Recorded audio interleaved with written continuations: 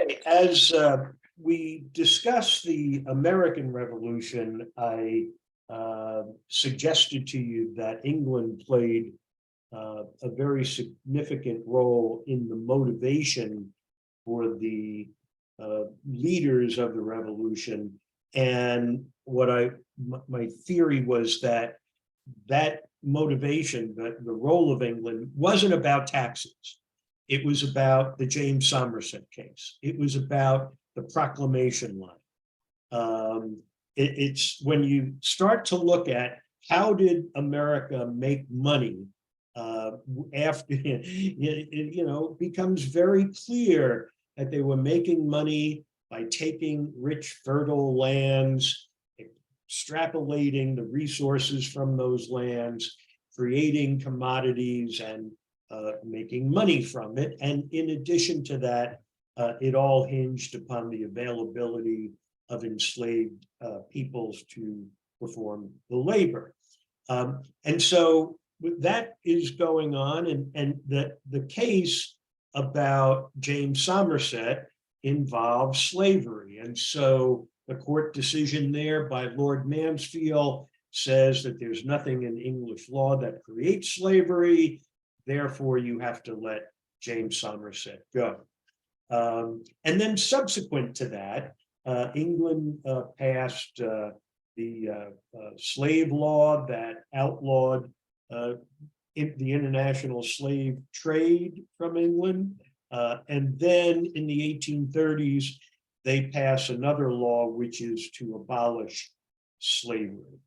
And then they are going to repay their slave owners. They're going to pay reparations to them in compensation. Anyway, so the people who were behind the initial actions with Lord Mansfield's court were Christian evangelicals, and they became political leaders, Tom Clarkston, William Wilberforce, and others. And as years go on, they continue to press the case.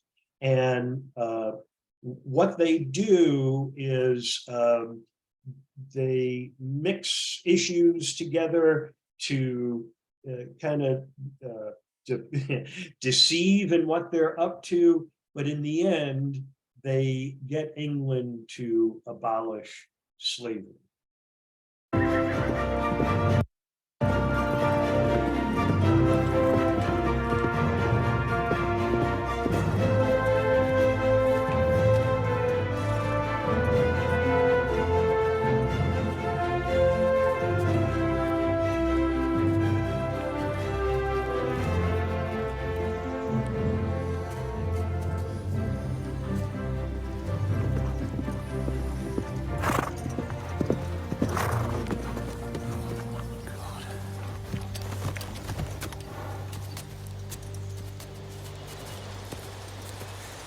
I don't care how important this is. I'll finish my shot.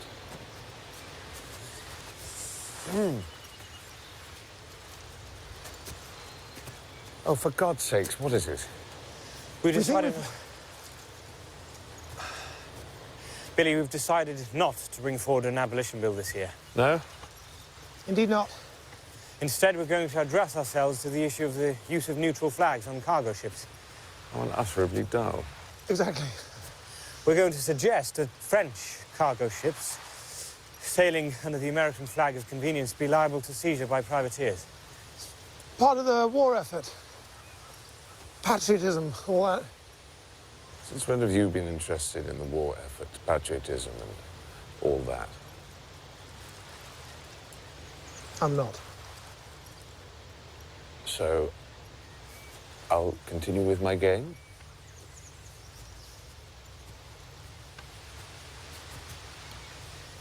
You don't see anything sinister in that measure? No. Then neither will they. What the hell are you two talking about? 80% of all slave ships sailing to the Indies are flying the neutral American flag to prevent them from being boarded by privateers. If we pass a law removing that protection, No ship owner will dare allow his vessel make the journey. This will only apply to French ships, not British. And that's the beauty of it. Once any ship raises the American flag, by law it is neither French nor British. So our slave ships will be just as liable to seizure as French ones.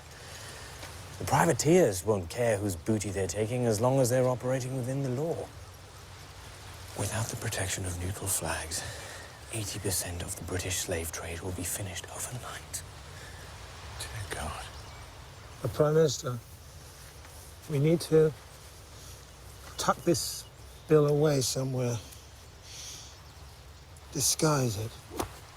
Oh. I won't even get to my feet in the House. This would still fall short of abolition. With their profits cut, I'd guess half the slavers will be bankrupt in 2 years. Then we'll pick off their MPs in the House one by one. Whose idea was this? A lawyer. Anti-French bill, which is also anti-slavery. Don't know why I didn't think of this any sooner.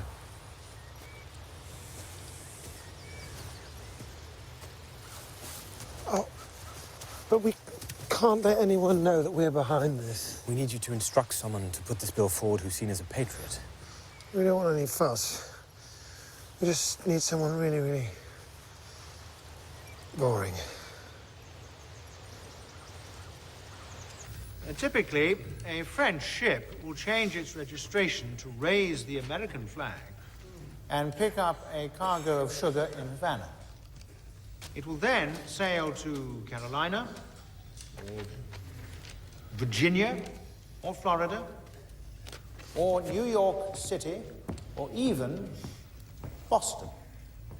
The cargo will then be unloaded onto a second ship carrying the American flag and set sail for France. As things stand, neither the Royal Navy nor licensed privateers have power to seize such a ship. My proposition is that all ships flying the American flag be liable to search and seizure to put an end to this lamentable deceit on the part of the French and their Dutch and Spanish allies. Mr. Speaker, I do believe the abolitionists are coming at us at a side wind. Side wind? What kind of side wind? I'm not sure what kind of side wind, I just know that there's something going on. The Jacobites are in. Jacobites? Really, I do think you might update your invective to reflect changing times. Am I too late to call for an adjournment?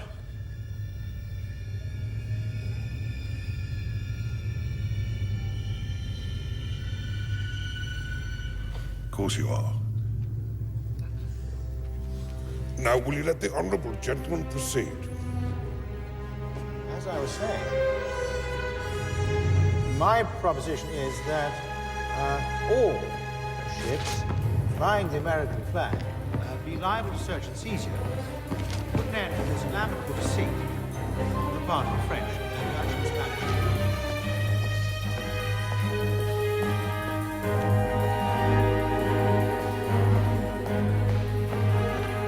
Jackson, get into the chamber. Right.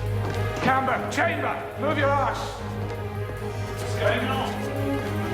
Just do it!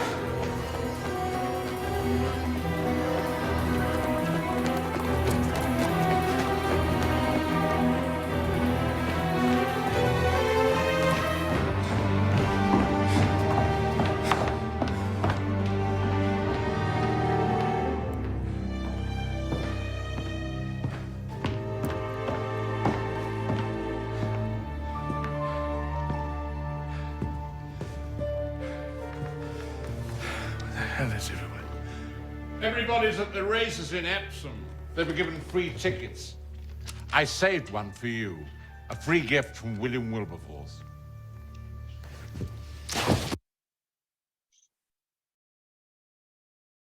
And so that was, let me emphasize, that was the British Parliament, not the American Congress. So it may, you may see some similarities in the shenanigans.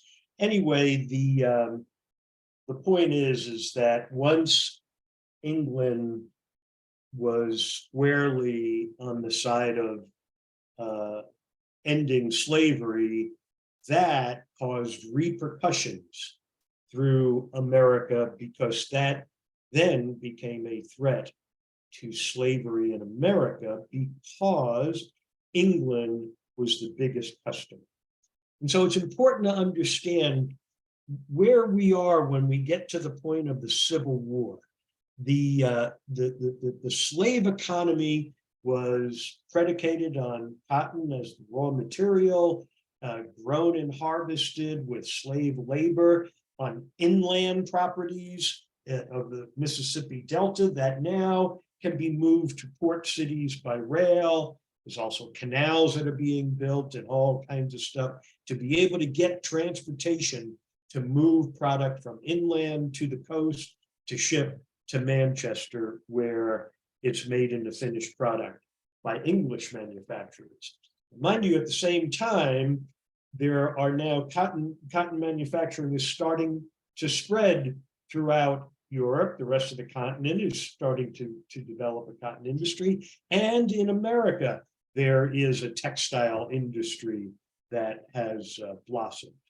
And so the ingredients of the slave economy for America were rich, fertile soil, enslaved people who had to work in extreme conditions, rail services, and most importantly, was the customer.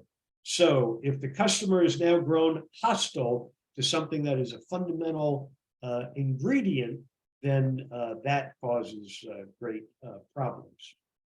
So how are they going to respond to this? Are they going to transition to free labor? That doesn't seem to be an option, because if you have free labor, people won't want to work in those brutal conditions of Mississippi picking cotton. They'll want to do something else. So we need to keep them constrained and in a position where they don't have a choice. According to Sven Beckert, first, this is the plantation owners, the slave masters. This is how people in Britain, the British manufacturers, were looking at it. First, they feared that the United States would siphon off ever-increasing amounts of its own cotton in its own factories, which had begun to emerge in significant numbers in the 1810s, making less cotton available to European consumers. Second, British manufacturers in particular were concerned that continental producers would acquire a rising percentage of the world's cotton, competing for American supplies. So their competitors that have emerged that are now getting into cotton textile manufacturing, they will be competing for the raw materials coming out of America. Third, and most important, was the increasing uncertainty of the continuance of the system of slavery. Drawing on the blood-stained produce constituted a suicidal dependence on the crime of American slavery. So what they're saying is, this institution that you have, this slave institution, it is not sustainable. It will fall apart. We don't want to be dependent upon the lords of the land. So with all that going on, this is causing great turmoil in America. Ultimately, the slave masters, the lords of the lash, emboldened by their wealth, began to lament their subordinate role within the global economy. Their fledgling designs to revolutionize their own position within it were yet another threat to the system as a whole. So they don't want to let go of it. They want to hang on to slavery and the money-making machinery that they have. The peculiar combination of expropriated lands stolen from the Native Americans, slave labor and the domination of a state that gave enormous latitude to slave owners over their labor was fabulously profitable for those positioned to embrace it. As early as 1807, a Mississippi cotton plantation was said to return 22.5% annually on its investment. So, people will say, well, oh no, the Civil War wasn't about slavery. It was about economics. Yeah, it was about economics. It was about the wealth that you were deriving from the sweat of enslaved people. I mean, it's such a nonsense kind of argument. Oh no, it was about economics. Right. The reason you had slaves is you were getting filthy rich off of them. That's what it was about. And you didn't want to lose them. The whole system that it was predicated upon hinged on slavery. And you were not going to give it up. Let's have a look at where money was invested, what was capitalized. We have this is 1920s, 1930s, Chesapeake and Ohio Canal, Louisiana sugar refining, Bank of Louisiana, Massachusetts Railroad, State Bank of Massachusetts, Baltimore and Ohio Railroad. All of these are businesses, industries that are tied to the cotton plantation South. That is investing in railroads to move products, investing in the purchase of slaves. This is the economy of America. 1830s, Mississippi Union Bank, North American Steam Navigation, Citizens Bank of Louisiana, Southwestern Railroad Bank. All of these, again, these are the top businesses, most capitalized businesses. Then 1850 to 1859, capitalization, $100 million Atlantic and Pacific Railroad. And you can read down the list. From the beginning, America was built on the institution of the slave industry, and there's no getting around. I mean, understand, I suspect, depending on how this election turns out, that this kind of information, this kind of class will be banned because it can make people feel bad about their history. But the history is the history.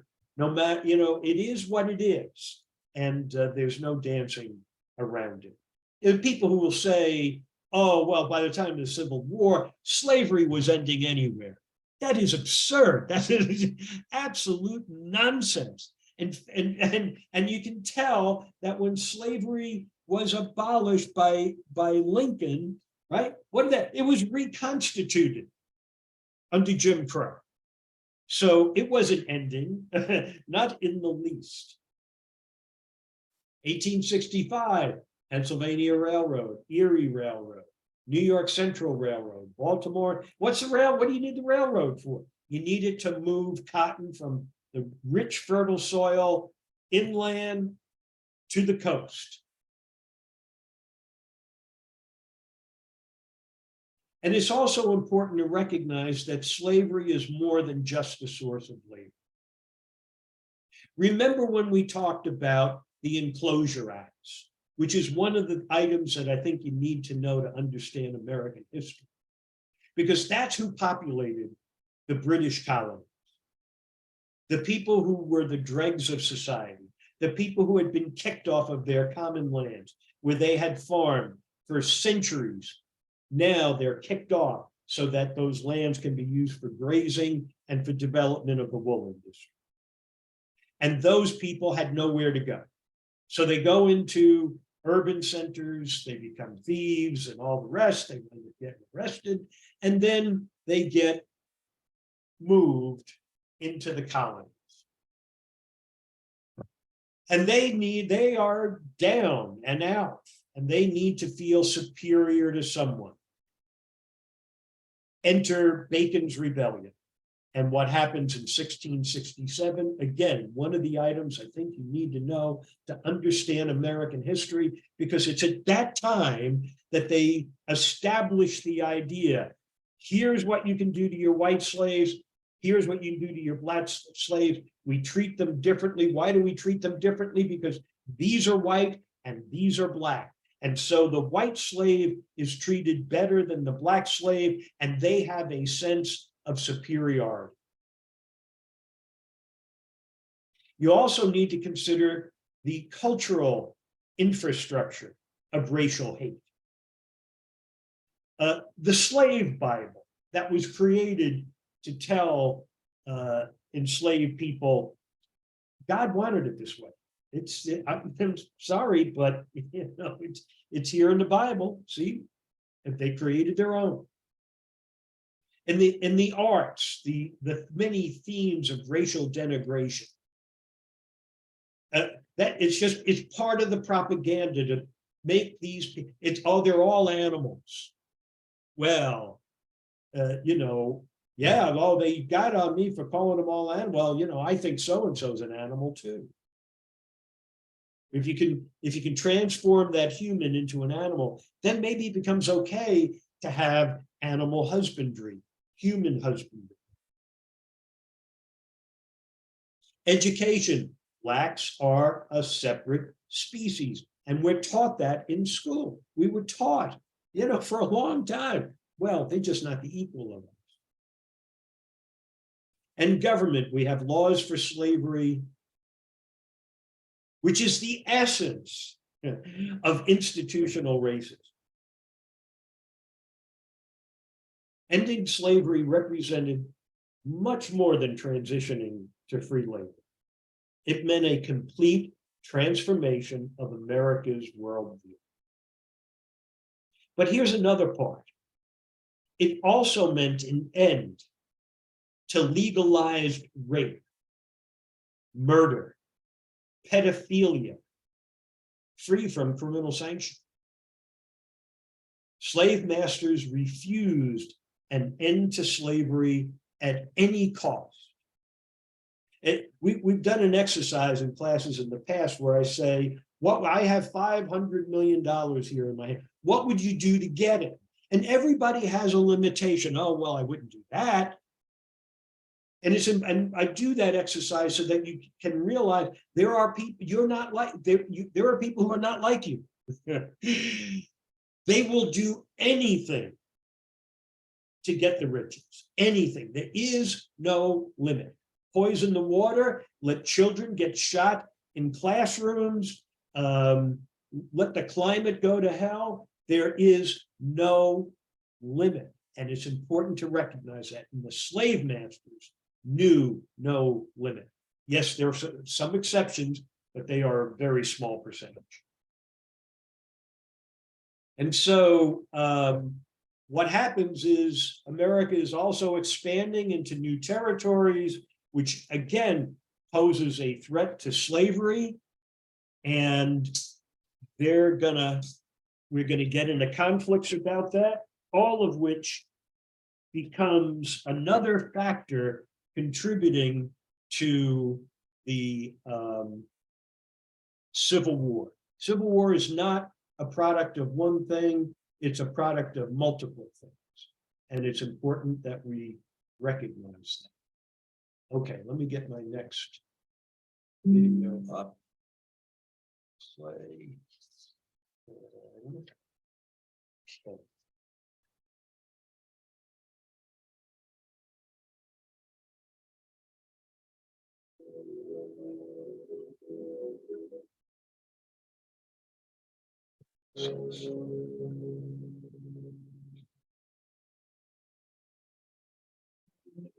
Just hang with me a minute, we'll get it.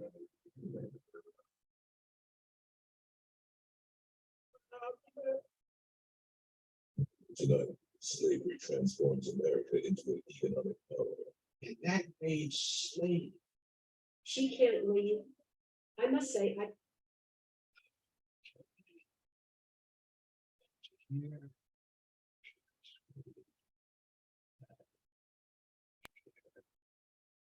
I don't understand, and African American slavery to ignore this great glaring contradiction. The anti-slavery message struck a nerve among many Northerners as a massive influx of immigrants began putting new strains on their society.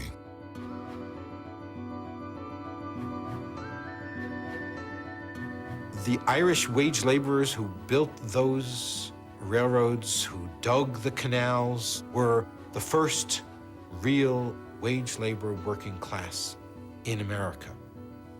And the growth of that working class is going to become a major social development of 19th century America. But there was this notion that slave labor and free labor could not exist side by side, that slave labor would drive out, would devalue free labor. With victory in the Mexican War bringing vast new territories into the Union, the conflict between slave states and free states would explode. The South wanted room to grow.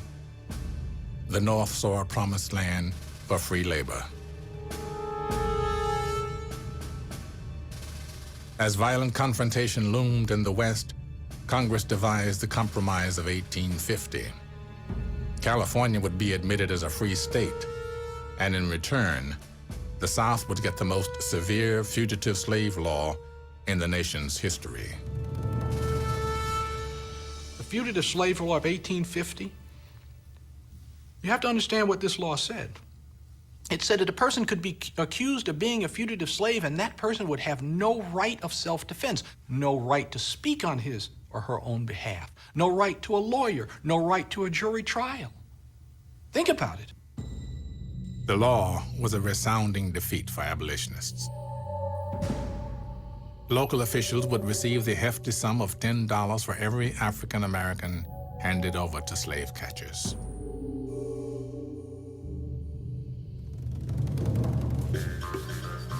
It is the beginning of a reign of terror to the colored population, Harriet declared. As danger mounted, scores of Harriet's friends and neighbors fled to Canada. Many a wife discovered a secret she had never known before, that her husband was a fugitive and must leave her to ensure his own safety.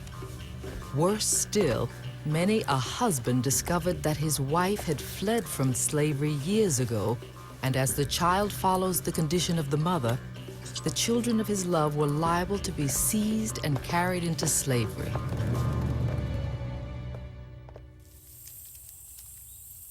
As the Cotton Kingdom reached new heights of wealth and power, Lewis Hughes married Matilda, a cook on the McGee plantation. Soon after, she gave birth to twins. But motherhood did not spare Matilda from overwork. Mrs. McGee's demands were unrelenting, forcing Matilda to neglect her babies. My heart was sore and heavy, for my wife was almost run to death with work. My blood boiled in my veins to see my wife so abused. Yet I dare not open my mouth.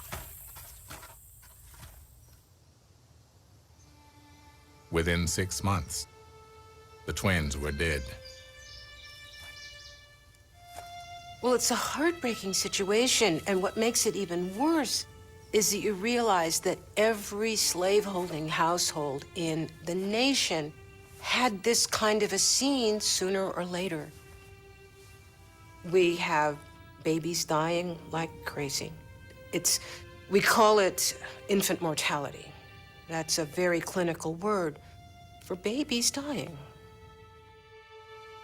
For the young couple, there seemed no end to suffering.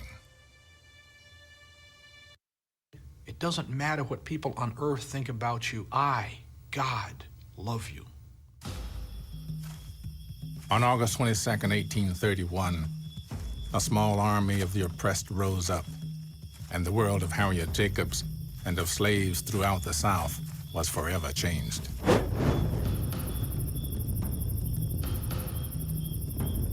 An enslaved preacher named Nat Turner led 70 slaves in an uprising in Southampton County, Virginia.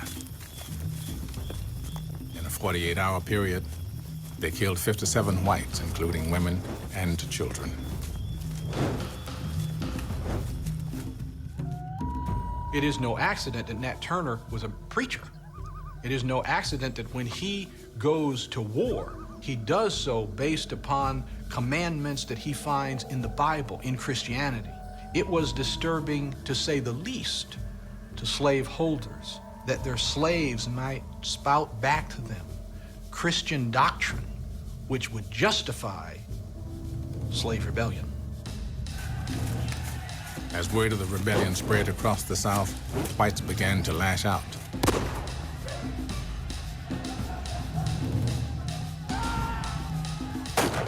In Edenton, Harriet watched in terror as every person of color became a target.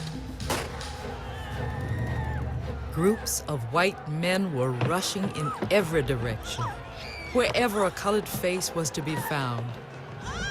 Everywhere, men, women, and children were whipped till the blood stood in puddles at their feet. Mobs dragged along a number of colored people, each white man threatening instant death if they did not stop their shrieks. And so, after Nat Turner's rebellion, lots of slaves who had nothing at all to do with the rebellion suffered. Sometimes were killed.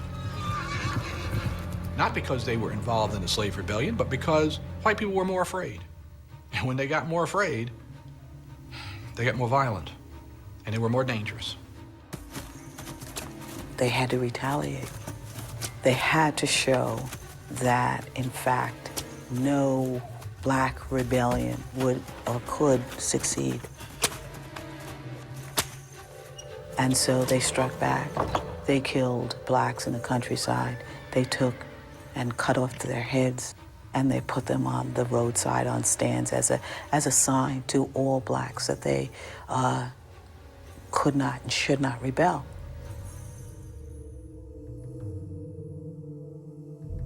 The South remained on high alert. Patrols guarded roads and gathering places. Slaveholders fostered a martial atmosphere that embraced brutality as a necessity.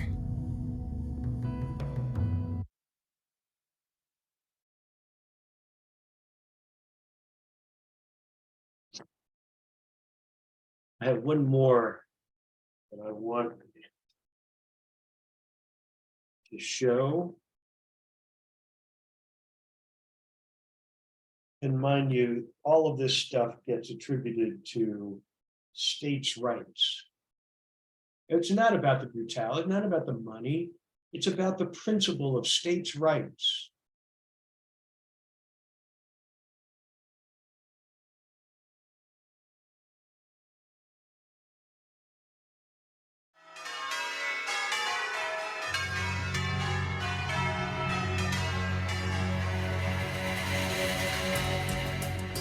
The American Revolution was an inspiration to... Let me just...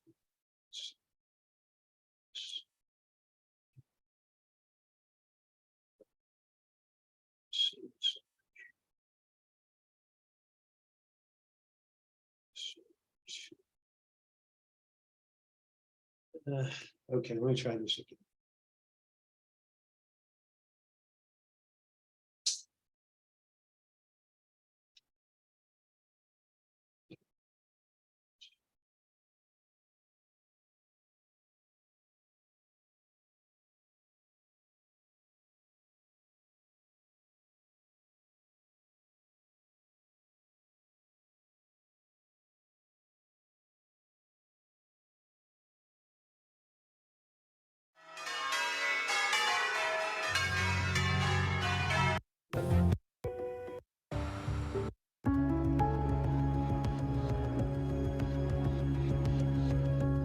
Early on the morning of August 22nd, 1831, a group of slaves crept into the plantation house that once stood on these Virginia fields.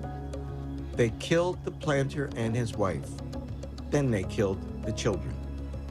the bloodiest slave revolt in American history was underway.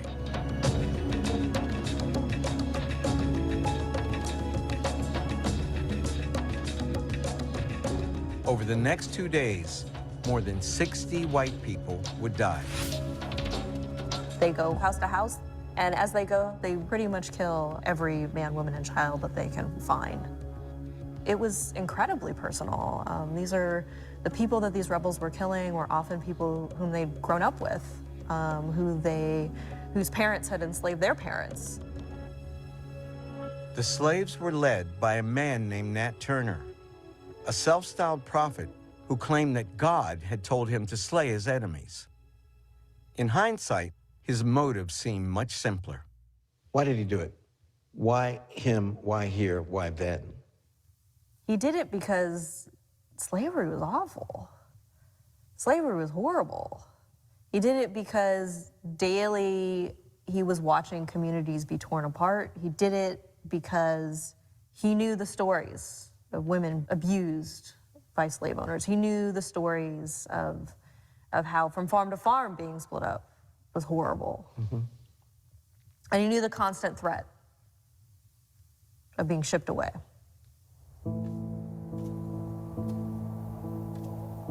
Turner's revolt was crushed on this field by a local militia.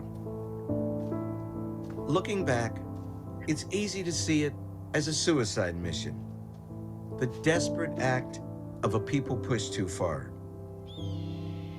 But it was more than that.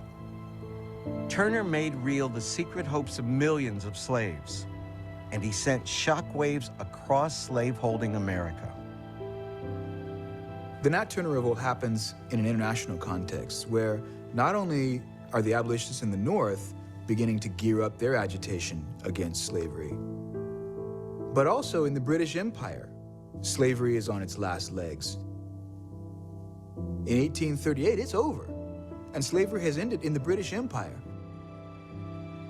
Southern planters are overwhelmingly concerned with this. They know that if slavery is not defended aggressively, it's going to be over, right?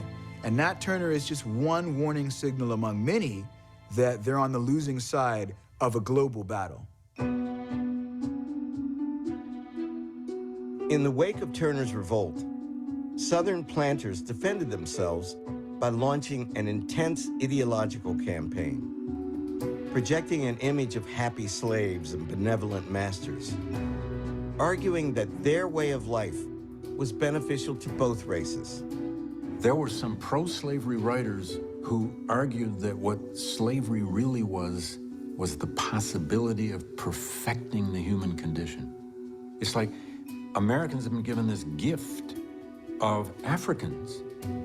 These were people who came to see slavery as something not just good, but natural, permanent, possibly the way you create the ideal community, the ideal world. Scientists even tried to prove that black people were part of a different species, a species suited for slavery by nature. They would actually start measuring the size of black people's skulls, and they would talk about how they were not as intelligent because of the shapes of their heads, the size of their brains, and then they would look at things like how robust they were in terms of their, not their brains, but their bodies. And they'd say, well, look at their physical bodies. This is what they're made for, this kind of work. Even in the North, these racist attitudes held sway. Newspapers brimmed with grotesque caricatures of free black people. Laws were written to restrict their rights, and racial violence became commonplace. There are a lot of white people in the North who are just plain racist and don't want black people around. And so black people find that they're restricted to certain jobs in certain industries. They find they're restricted to certain places within a city. They find they're only allowed to bury their dead, right, in burial grounds for black people.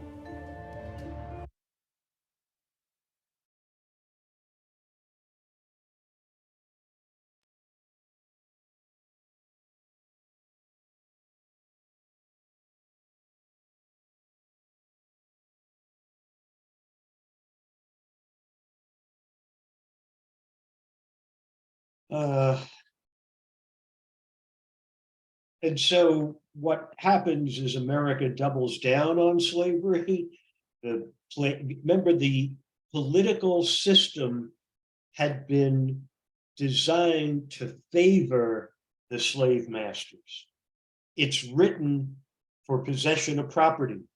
It includes the James Somerset Clause. If I bring my slave into non-slave territory, I have a right in the Constitution to bring my slave back out. So we then have the Fugitive Slave Law of 1793. This is an obsession, right? We've got to retain control of our slaves. But it ain't good enough. They got to pass another one in 1850. So what you have is this formidable force, the slave masters. And it's imperative that you recognize what their mindset is, what their worldview is, because we're dealing with it today. It really is imperative.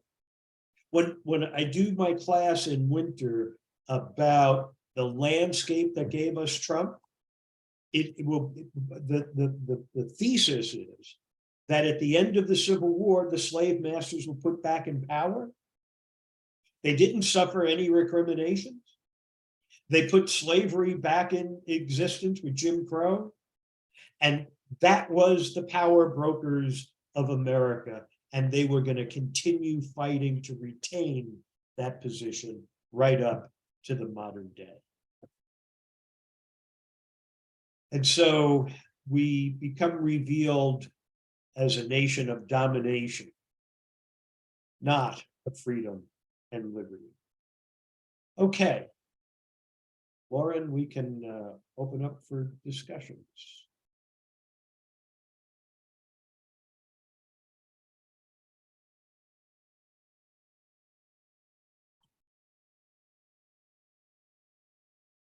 Okay, we're back. And you can start your videos again. And if you have questions or comments for Sal, looks like we have Elaine has a question or comment. Hi, Sal. Hi, Elaine. What did you mean when you referenced the slave Bible? That's the name of it, is that the plantation masters had a Bible created for the slaves, and it was to explicitly convince them that that God intended for them to be enslaved. You know, the people will often say, well, where did this notion that, you know, Black people were inferior and all that? And they go back to Noah, and the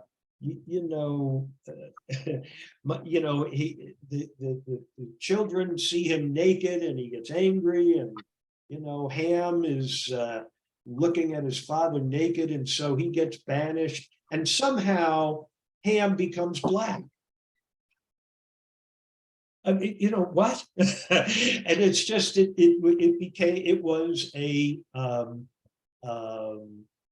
part of the apparatus to be able to rationalize and justify slavery and to maintain control over the slaves. So if we Googled slave Bible, would we see excerpts? You should find it. Yeah. Okay. That's so interesting. If you don't, send me an email and I'll get you some other references. Okay. And I had to laugh. By the way, there's really one of the books I really like is written by a professor at the University of Mississippi. Bathed in Blood is the title of it. And it is all about, the end of the Civil War and the development of the lost cause. But I believe he refers to the great, the slave Bible in there too. It's a good one. I'm going to pop ahead of Margita and just say, when they're doing measurements and everything to prove that the blacks were the people that should be doing the manual labor, I don't believe they included Urkel in their measurements. Who's Urkel?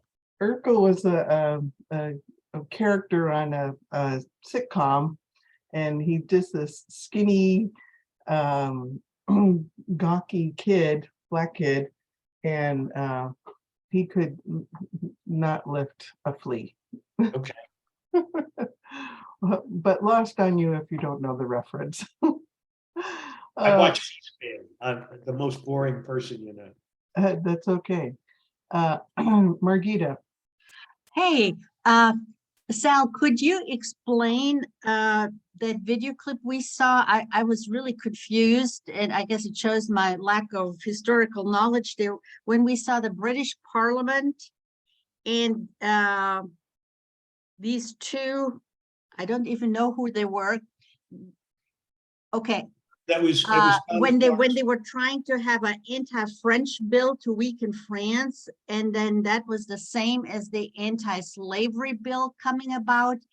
It's like I don't get it. Can you explain it in simple terms, please? England had taken a position against slavery and against the international slave trade, and how people got around it was that they would fly a neutral flag, the American flag. And so on their ships, they would have an American flag and they would be trading slaves. And the British, you mean?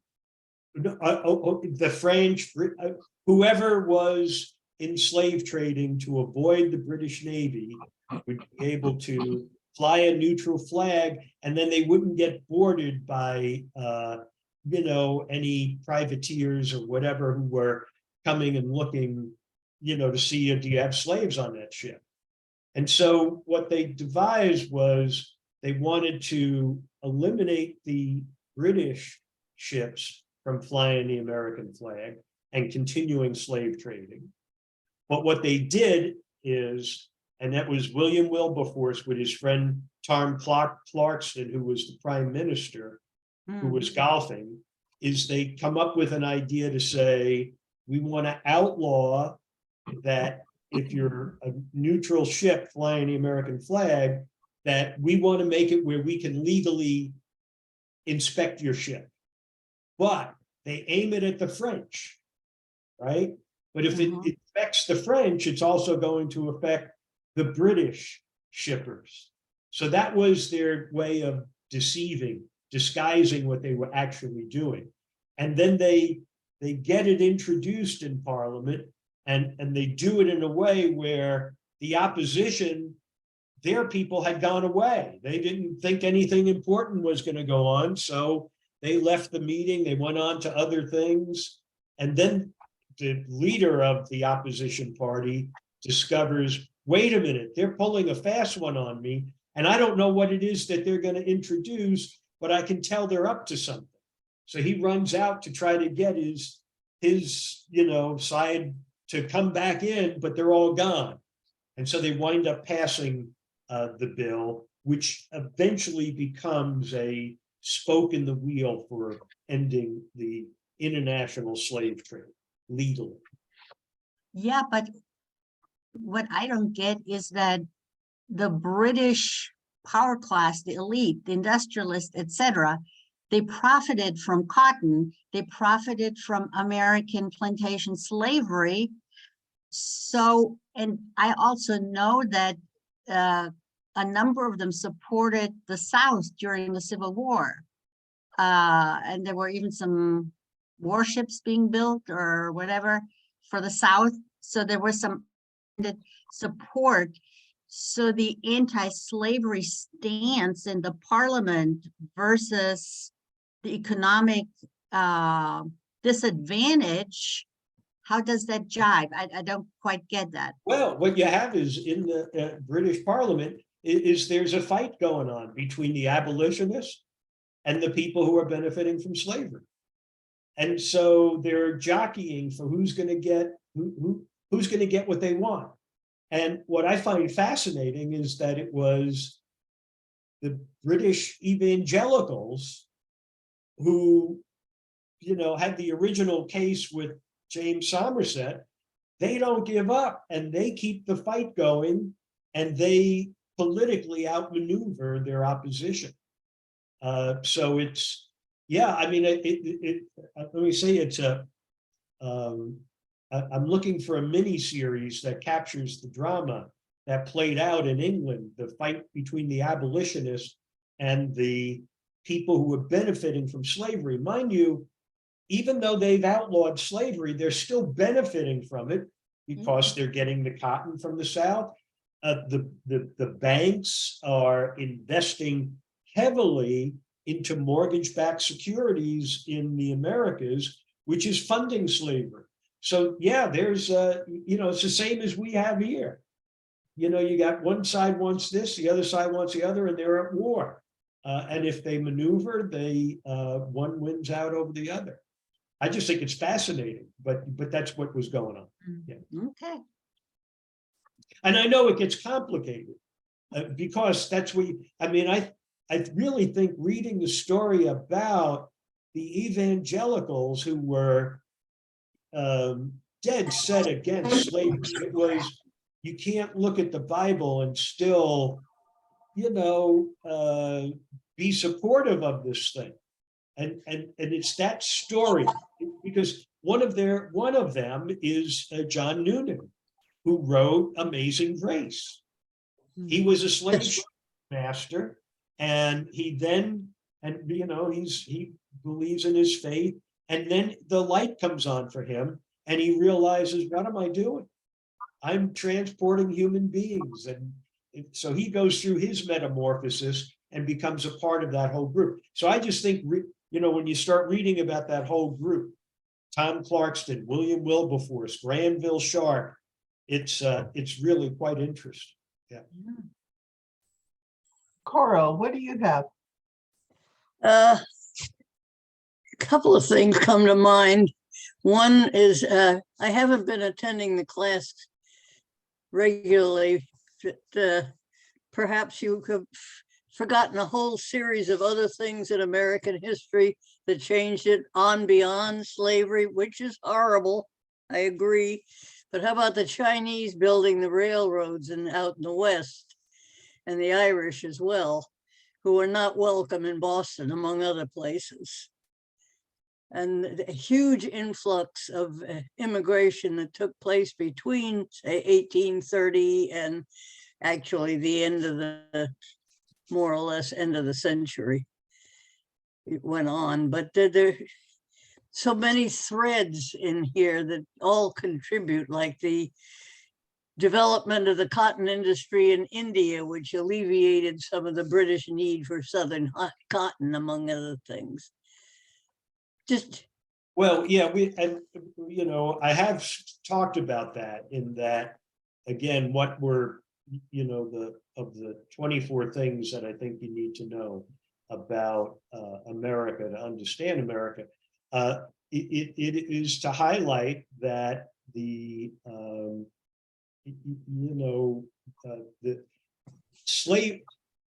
idea of racism became a tool to rationalize and justify gaining wealth by exploiting other humans and exploiting the resources of the land.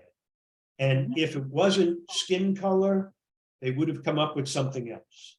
So there was never a shortage. And what I have, tried to emphasize is that when you look at all of the things that are there to denigrate other people, be it your faith, your color of your skin, your gender, homosexuality, go down the list. All of them are merely tools for the people at the top who are benefiting from an inhuman and cruel system to rationalize and justify what they're doing. It's important for us to see. You are so prejudiced. So prejudiced. You are definitely anti-capitalist.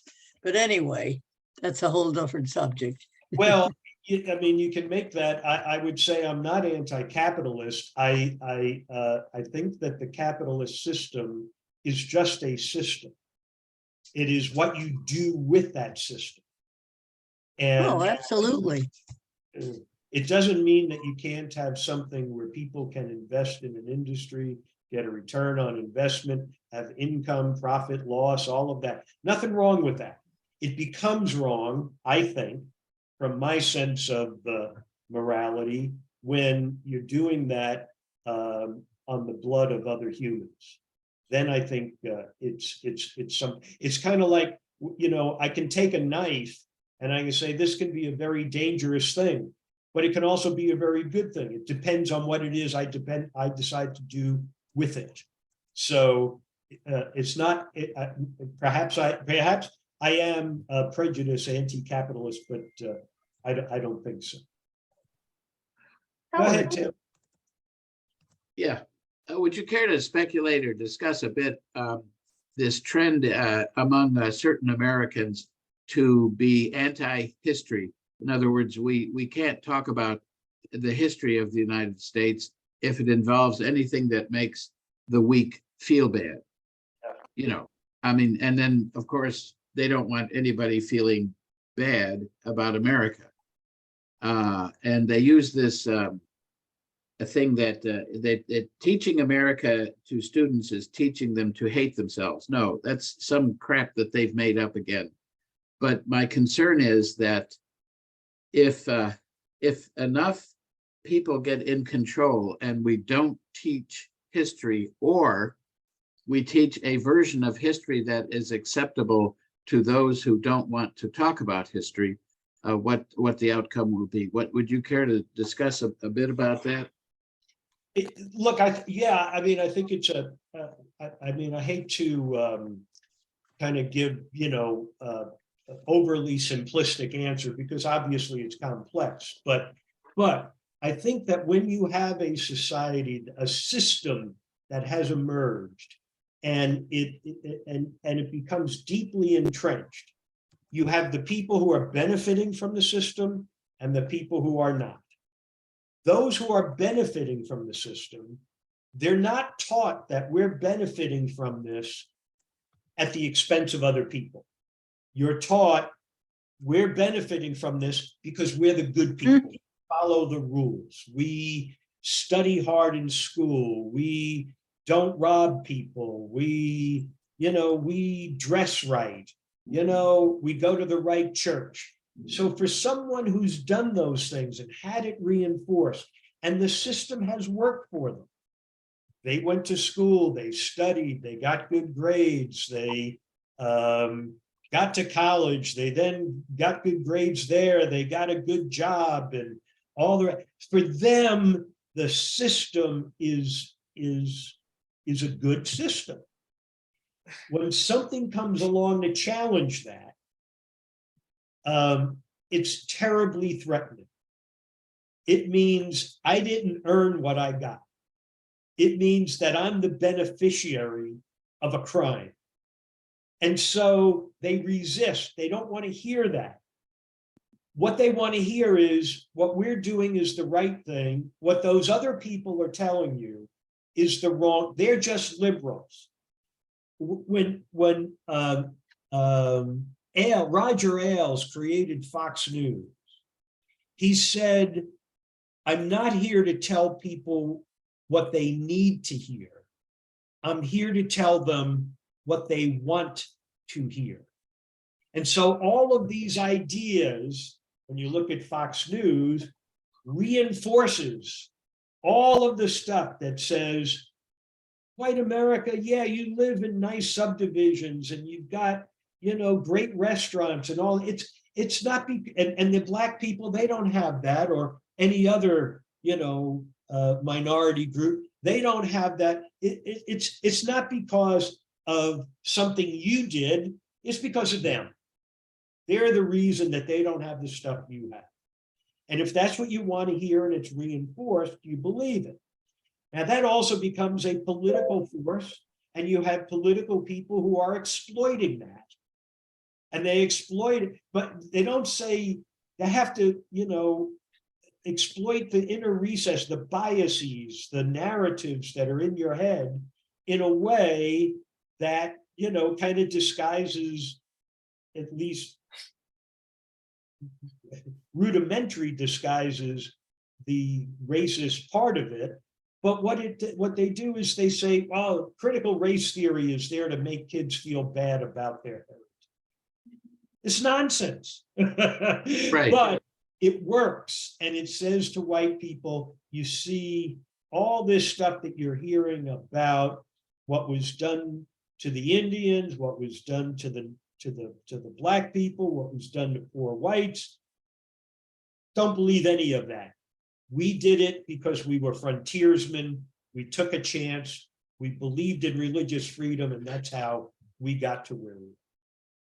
So those people believed those things before Fox News came out and before the metamorphosis of the Republican Party. They just mined it and continued to reinforce it. Well, you didn't have as much, media exposure as, if Right. I go back, pre-Fox News, right? I go back to the 1940s. Mind you, if I'm in the 1940s and I'm looking at the Democratic Party, that's what the Democratic Party is exploiting. I mean, because the racists were resident in the Democratic Party. It's important to understand that, and that's the same themes were used. During pre-World War II, Father Conklin, Catholic priest, was the Rush Limbaugh of the 1930s and 40s. Wow. And he was inciting, a lot of people to, come and support Hitler. Oh my God. But, so it's a system that didn't just start, it's been underway for a long time. Yeah. We've Thank got you. to come to grips with it. Yep. Okay, Denise, you have something kind of quick? Hi, Denise. I don't know. Hi, Sal. I don't know how quick it is. But I'm just looking at the clock. yeah. Oh, okay. So I think it's always an interesting question, which most people haven't really thought about, is at the end of the Civil War, there was an alternative source of labor in the sense that there are all these immigrants coming to the country, right? And you'd have to ask, or at least I think it's worth asking, why not use a labor force, i.e. freedmen, who speak English, right?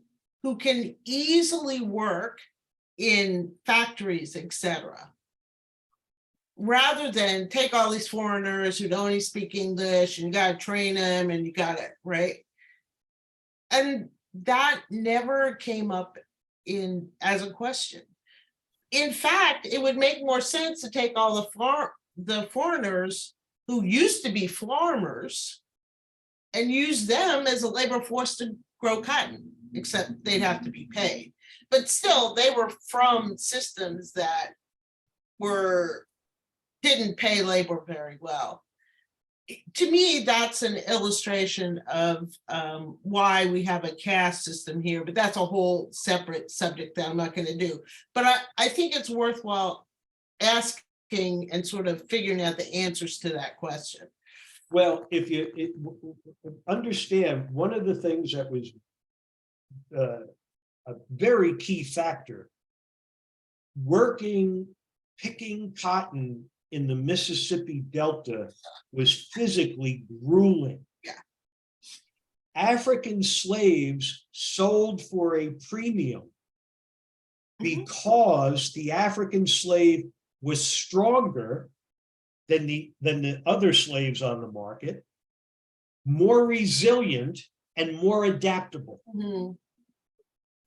There's documentation that says for the people who are buying slaves, one African slave is the equivalent of 4 white slaves. So now what you get is when the railroad is being built, which is again one of the linchpins in this whole system here, that's built by the Chinese and European immigrants. A third of the workforce was Italian, building the railroads. So what you had is that force was applied to building railroads, but although it's tough work and going into mines and stuff like that, that was difficult work, but it was still not as grueling as you had in the plantation. Mind you, in the plantation, and this is the book, The Half Has Never Been Told, which I think is a really important book to read, is that they increase production increases every decade, year after year, with the same number of slaves. How is that happening? And what he the author teaches in there is that they beat the slaves so that you didn't just pick cotton with one hand, you learned to pick with 2. And if you had a great day and you come in with 100 pounds, the master doesn't say, hey, good job. Tomorrow your quota is 120 pounds. And that's they whip people every day so that they could extract more and more from them. And so it became, that level of brutality and the strength of the enslaved are key factors in answering that question. I think we're out of time because I know we have another class coming up. Margita, I'm sorry. What's coming up next week? Next week is the final class, and I'm going to make my argument that we did not deal with the Civil War, and in the end, the Union lost the war, and the slave masters were returned to power. And if you look at the environment we are in today, the slave masters are still in power. That's my argument. So we'll see you all next week. Okay. Thanks, Sal. Thanks, Sal, and everybody can give. You are ever fascinating. Thanks, Sal. Yeah.